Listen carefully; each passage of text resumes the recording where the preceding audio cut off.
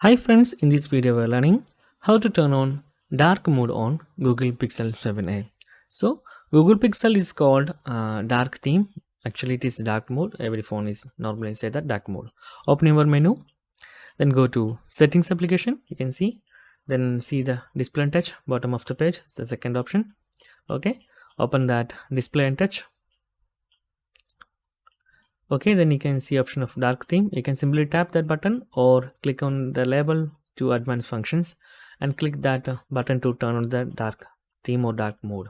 And also there is two options like standard and expand. Standard means normal default application of Google Pixel A support dark theme.